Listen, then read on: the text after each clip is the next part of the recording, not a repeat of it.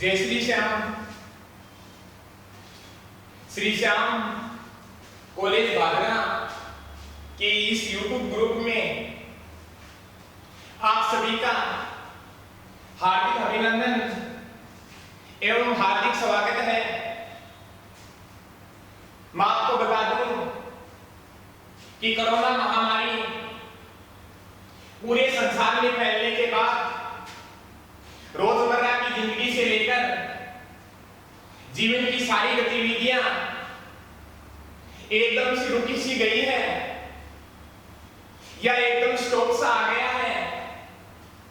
और इसके साथ साथ शिक्षा जगत की भी सारी गतिविधियां भी रुक गई है। और शिक्षा ही छात्र जीवन का प्रमुख उद्देश्य है, जिसके कारण छात्र एवं छात्राओं को बड़ी कठिनाइयों का सामना करना पड़ता है। तो हम श्री श्याम कॉलेज भादरा आपके लिए ऑनलाइन क्लास की व्यवस्था की है। इन ऑनलाइन क्लासेज में आपको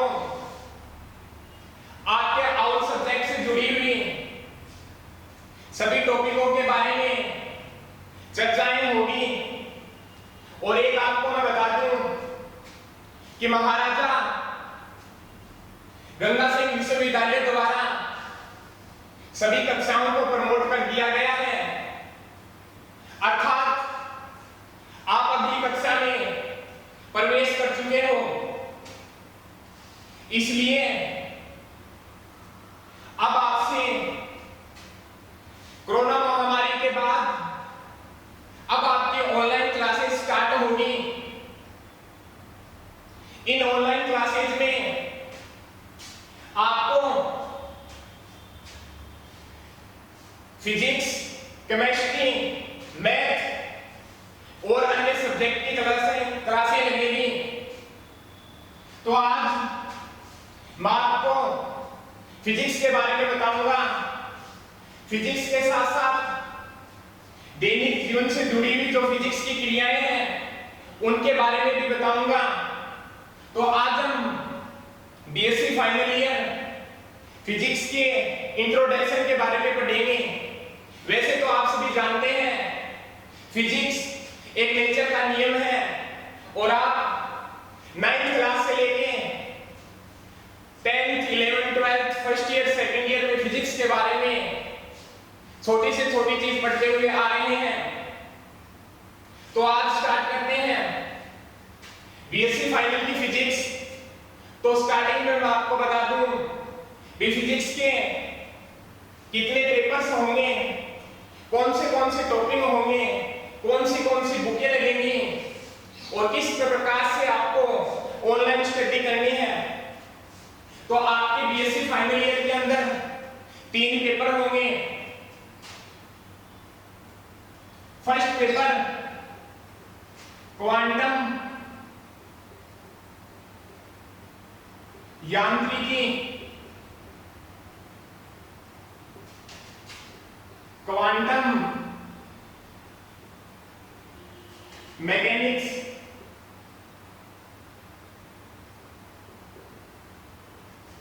सेकंड पेपर नाभिकीय भौतिकी तथा ठोस अवस्था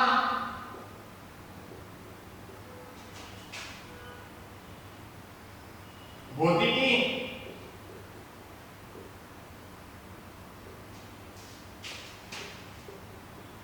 न्यूक्लियर फिजिक्स बड़ा ही इंटरेस्टिंग टॉपिक है। And solid state physics. Third जो बुक होगी आपकी इलेक्ट्रॉनिक्स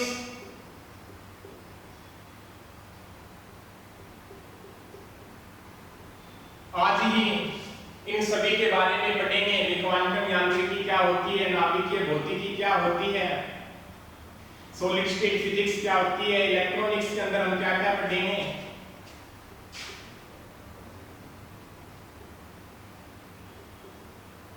ये तीन तो आपके बुक हो गए। फर्स्ट बुक हो गया आपकी क्वांटम यांत्रिकी की। सेकंड जो पेपर होगा वहां पे दो बुक होगी, एक तो न्यूक्लियर फिजिक्स की और एक सॉलिड स्टेट फिजिक्स की, और जो थर्ड बुक होगी वो आपकी होगी इलेक्ट्रॉनिक्स की। अब आपको बता दूं भी आपके 3 पेपर थ्योरी के होंगे और एक पेपर प्रैक्टिकल एग्जाम का होगा। जो थ्योरी पेपर होंगे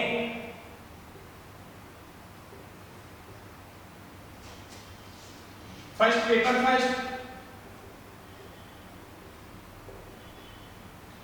सेकंड और पेपर थर्ड। भी जो फर्स्ट पेपर होगा वो क्वांटम मैकेनिक्स का होगा। जो सेकंड पेपर होगा उसके अंदर दो बुक होगी, एक न्यूक्लियर फिजिक्स होगी, दूसरी सॉलिड स्टेट फिजिक्स होगी। थर्ड पेपर होगा उसके अंदर इलेक्ट्रॉनिक्स होगी। 3 पेपर होंगे, पर पेपर आपका 45 मार्क्स का होगा।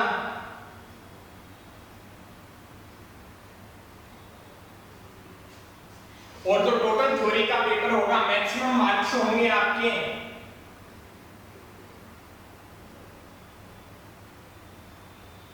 135 होंगे, और जो मिनिमम मार्क्स होंगे जो आपको पास होने के लिए जितने नंबर जरूरी हैं, मिनिमम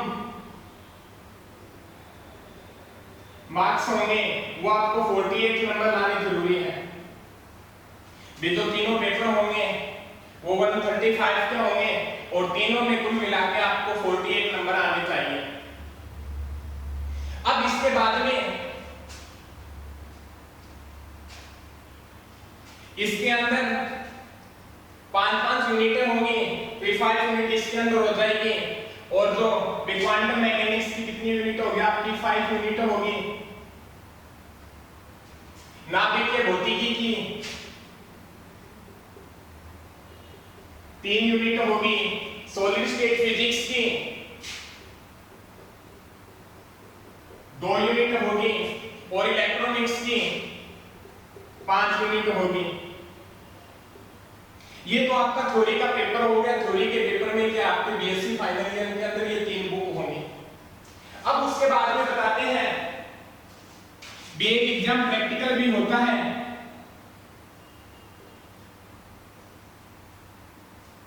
प्रैक्टिकल के अंदर जो आपका जो मैक्सिमम मार्क का प्रैक्टिकल होगा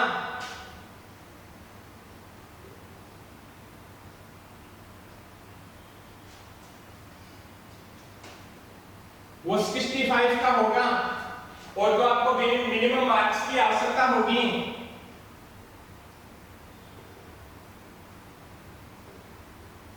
वो 24 नंबर आने चाहिए। इसके अंदर भी जो प्रैक्टिकल होगा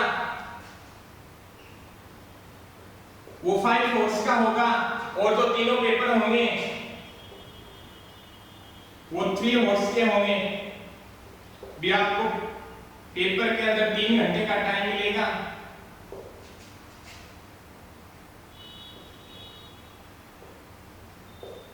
और प्रैक्टिकल के अंदर 5 घंटे का टाइम मिलेगा। जो इस प्रैक्टिकल के अंदर इन बुकों के बारे में आपको बताएंगे कि कौन सी यूनिट है जो आपके अलग से पूर्ण रूप से विस्तृत रूप से चर्चा करेंगे। जो प्रैक्टिकल होगा उसके अंदर 2 एक्सपेरिमेंट होंगे।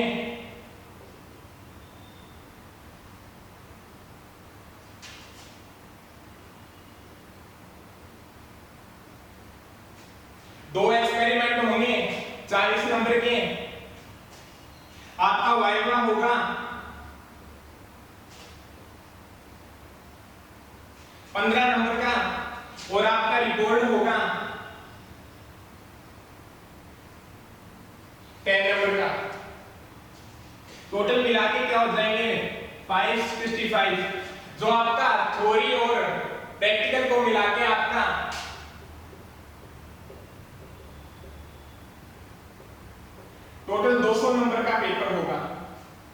थ्योरी प्लस प्रैक्टिकल मिलाकर भी आपके 3 बुक होगी, एक क्वांटम यांत्रिकी की, दूसरी क्या न्यूक्लियर फिजिक्स की, उसके साथ सेकंड पेपर के अंदर क्या होगा सॉलिड स्टेट फिजिक्स होगी, और उसके बाद में इलेक्ट्रॉनिक्स की बुक होगी, उसके अंदर 5 यूनिट होगी।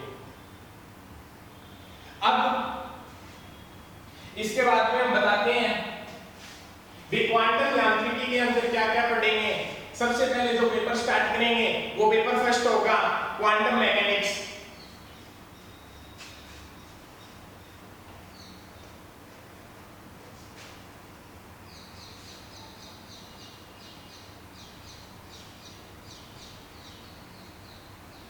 Quantum mechanics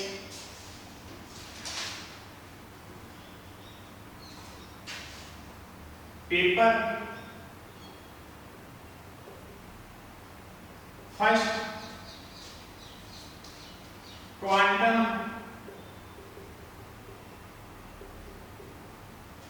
mechanics.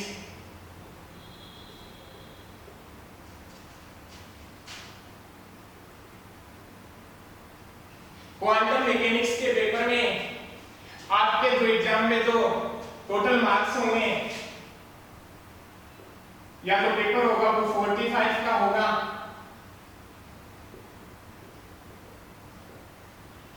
इसके अंदर आपको 3 सेक्शन दिए जाएंगे, एक सेक्शन ए,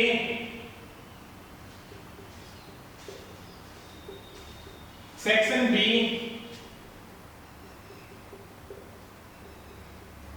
सेक्शन सी,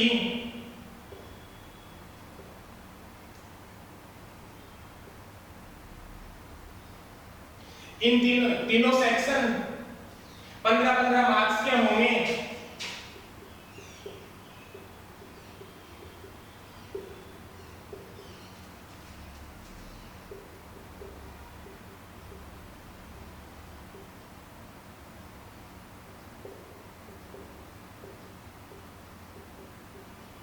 जो आपके तीनों सेक्शन होंगे 15-15 मार्क्स के होंगे। या आपको बता दूं कि नॉर्मल भाषा में सेक्शन फर्स्ट में आती लघुत्रात्मक प्रश्न होंगे, सेक्शन बी के अंदर लघुत्रात्मक क्वेश्चन होंगे और सेक्शन सी के अंदर निबंधात्मक क्वेश्चन होंगे। अब तो इसके अंदर बता दूं कि इसके अंदर आपको 10 क्वेश्चन होंगे और सेक्शन बी के अंदर आपके पास 5 क्वेश्चन होंगे और सेक्शन सी के अंदर आपको 5 क्वेश्चन दिए हुए होंगे। 10 क्वेश्चन होंगे पर यूनिट से, 2 क्वेश्चन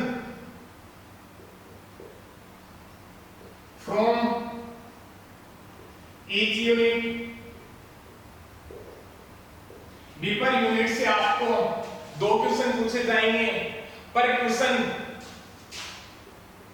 1.5 मार्क्स का होगा। सेक्शन बी के अंदर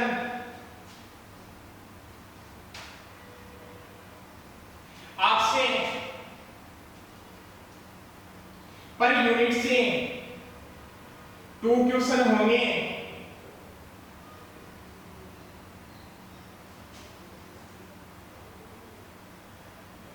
पर यूनिट से क्या होंगे भी 2 क्वेश्चन होंगे। बट आपको पर क्वेश्चन के अथवा में क्या होगा कि एक क्वेश्चन होगा भी इंटरनल चॉइस होगी आपकी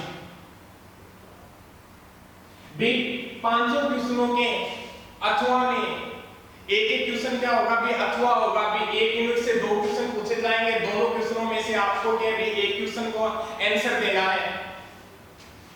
तो ये 2 क्वेश्चन होंगे वो 3 मार्क्स के होंगे और जो सेक्शन सी होगा उसके अंदर आपसे 5 क्वेश्चन होंगे पर यूनिट से 1 क्वेश्चन होगा।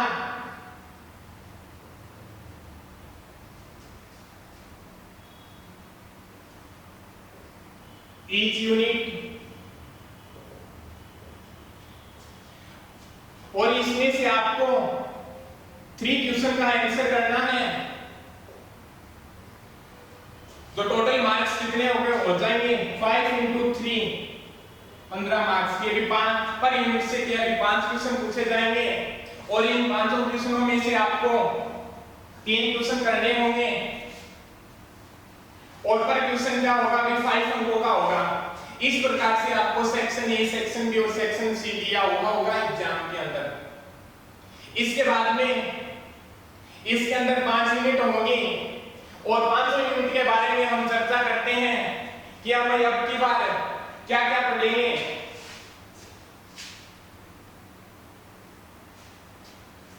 क्वांटम मैकेनिक्स के अंदर 5 यूनिट हैं।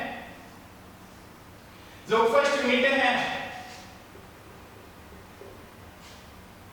क्वांटम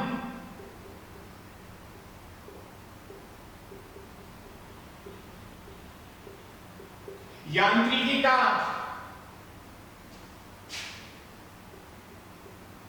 उद्भव या उत्पत्ति, ओरिजिन ऑफ क्वांटम मैकेनिक्स, भी क्वांटम मैकेनिक्स की उत्पत्ति कैसे हुई। 19वीं सदी के अंत तक यह माना जाता था कि जो सब कुछ फिजिक्स है या जो हमारी ऑल फिजिक्स है वो केल्विन न्यूटन के लॉ के ऊपर डिपेंड करती है।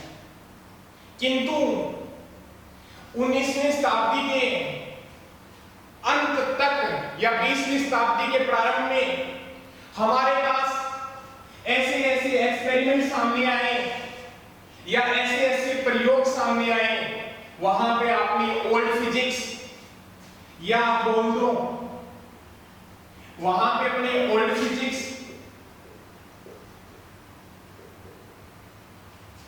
या इसको बोल सकते हैं हम क्लासिकल मैकेनिक्स या क्लासिकल फिजिक्स बोल दो आप, सब कुछ फेल हो जाती है। ये एक आश्चर्य की बात थी, एक मोड़ सा आ गया था कि जहां पे फिजिक्स क्या होगी वे उत्कृष्ट तरीके से या उत्कृष्ट तरीके से आगे इस तरफ बढ़ रही थी। बट 20वीं शताब्दी के प्रारंभ में ऐसे एक्सपेरिमेंट सामने आए जहां पे न्यूटन के लॉ क्या होते थे, अप्लाई नहीं होते थे। उन एक्सपेरिमेंटों के अंदर मैं बता दूं, उन एक्सपेरिमेंटों के बारे में इस फर्स्ट यूनिट के अंदर हम चर्चा करेंगे, जिसके अंदर हम आपने पढ़ा होगा कृष्णिका, विकिरण, ब्लैक बॉडी रेडिएशन, प्रकाश विद्युत प्रभाव, फोटो इलेक्ट्रिकल इफेक्ट, प्रकाश विद्युत प्रभाव, कॉम्पटन इफेक्ट, कॉम्पटन प्रभाव,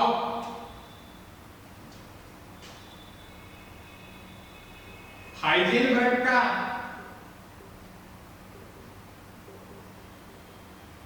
अनिश्चितता का सिद्धांत,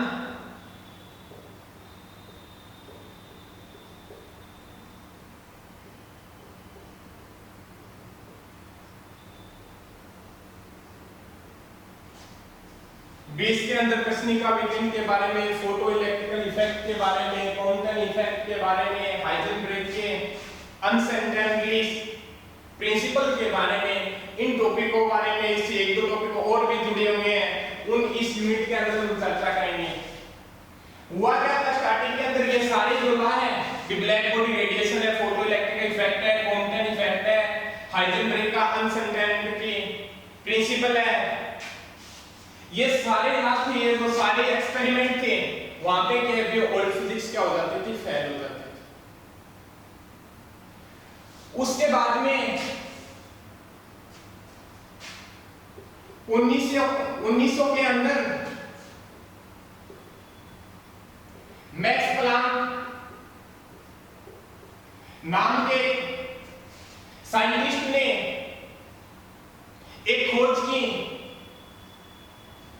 इन्होंने बताया कि ऊर्जा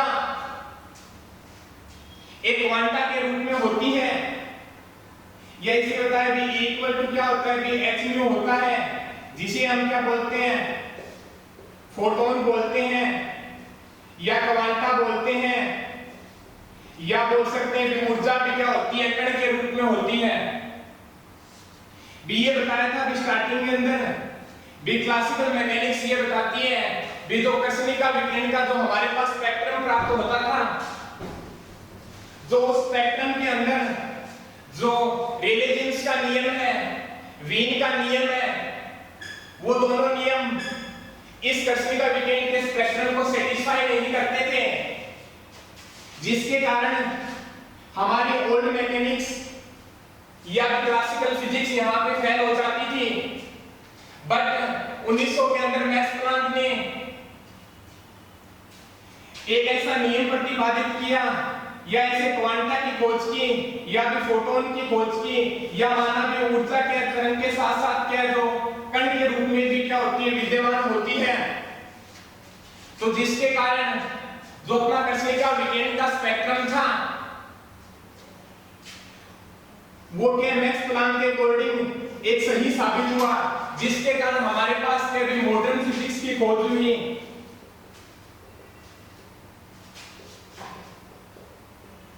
मॉडर्न फिजिक्स या इसको बोलते हैं क्वांटम मैकेनिक्स।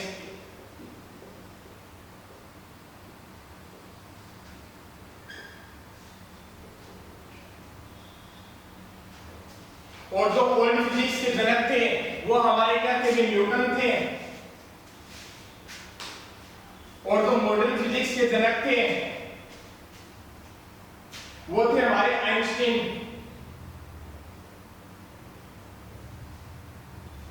भी एक बड़ी बात हमारे सामने आई कि क्वांटम मैकेनिक्स एक ऐसी मैकेनिक्स है जो इस बात का भी इजाजत नहीं देती कि किस क्वेश्चन को किस टाइम पूछना है। भी ऐसे भी कई क्वेश्चन है उस बात का क्वांटम मैकेनिक्स जवाब नहीं देती। या मान लो भी न्यूटन के मैकेनिक्स के अंदर या क्लासिकल फिजिक्स के अंदर हम मान सकते हैं कि कोई पार्टिकल इतनी दूरी तक फेंका जाता है, इतनी स्पीड से फेंका जाता है, तो वो इतने टाइम बाद पे यहाँ पर पहुंच जाएगा। वो वर्ल्ड फिजिक्स या क्लासिकल फिजिक्स के अंदर मुझसे निकाल सकते थे, बट मॉडर्न फिजिक्स के अंदर या क्वांटम मैकेनिक्स के अंदर ऐसे क्वेश्चन पूछने की भी इजाजत नहीं है। अब उसके बाद में इन टॉपिकों के बारे में या तो भी क्लासिकल मैकेनिक्स कहां फेल हुई और क्वांटम मैकेनिक्स की उत्पत्ति कैसे हुई, इसके बारे में फर्स्ट यूनिट के बारे में हम चर्चा करेंगे। सेकंड यूनिट के अंदर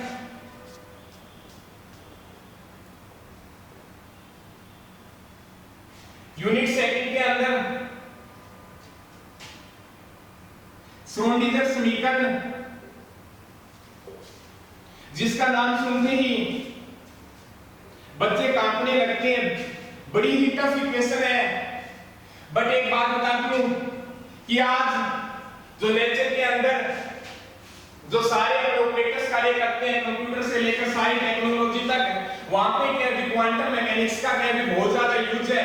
इसके अंदर हम लीनियर ऑपरेटर के बारे में भी पढ़ेंगे, ऑपरेटर्स के बारे में पढ़ेंगे, समय आश्रित श्रोडिंगर समीकरण, समय अनाश्रित श्रोडिंगर समीकरण के बारे में पढ़ेंगे। यूनिट थर्ड के अंदर श्रोडिंगर समीकरण के हल,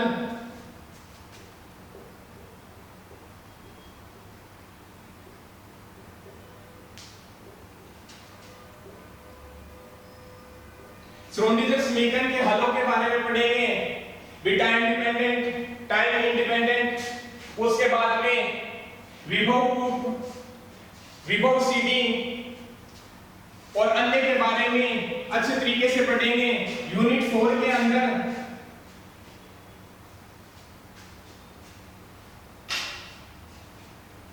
हम पढ़ेंगे बाउंड स्टेट प्रॉब्लम,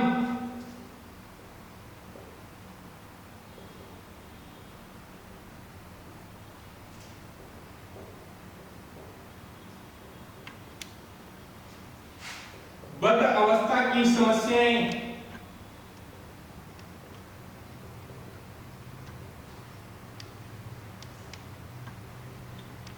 इसके अंदर सिंपल हार्मोनिक ऑसिलेटर सरल आवृत्ति 2 लीटर, उसके साथ साथ 0 point energy, orbital angular momentum, spin angular momentum के बारे में अच्छे से डिस्कस करेंगे। यूनिट 5 के अंदर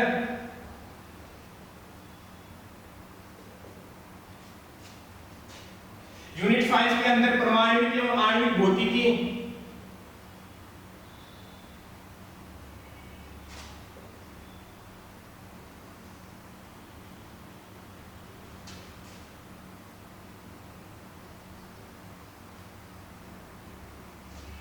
परमाणु एवं आणविक भौतिकी के बारे में पढ़ेंगे, फ्रैंक-हटर एक्सपेरिमेंट के बारे में पढ़ेंगे, रमन इफेक्ट के बारे में पढ़ेंगे, उसके साथ वाइब्रेशनल स्पेक्ट्रम के बारे में पढ़ेंगे, रोटेशनल स्पेक्ट्रम के बारे में पढ़ेंगे। बेस के अंदर हमारे पास के 5 यूनिट है, क्वांटम यांत्रिकी का उद्भव, क्लासिकल मैकेनिक्स फेल हो जाती है, उसके बाद में क्वांटम मैकेनिक्स का क्या होता है भी उत्पत्ति होती है। उसके बाद में श्रोडिंगर समीकरण, टाइम डिपेंडेंट और टाइम इंडिपेंडेंट, श्रोडिंगर समीकरण के हल, बाउंड स्टेट प्रॉब्लम, परमाणु एवं आणविक भौतिकी के बारे में पूर्ण रूप से क्या क्वांटम मैकेनिक्स के अंदर चर्चा करेंगे। उसके बाद में जो सेकंड बुक है जो अपने के भी पेपर सेकंड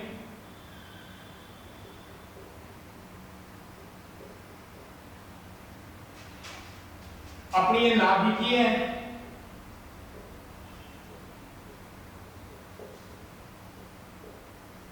भौतिकी व ठोस अवस्था भौतिकी,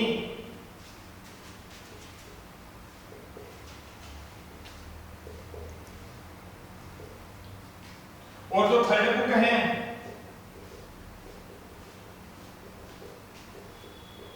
जो पेपर थर्ड है वो आपका इलेक्ट्रॉनिक्स का है।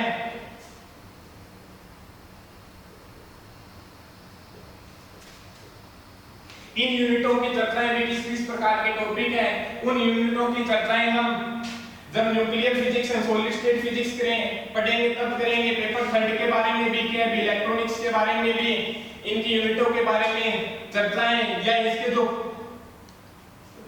के लॉ केसीएल लॉ है, केवीएल है, जो बेस्ट लॉ है किरचॉफ लॉ है, बीजों के इलेक्ट्रॉनिक्स से काफी बेस्ट लॉ है, उनके बारे में भी क्या पढ़ेंगे।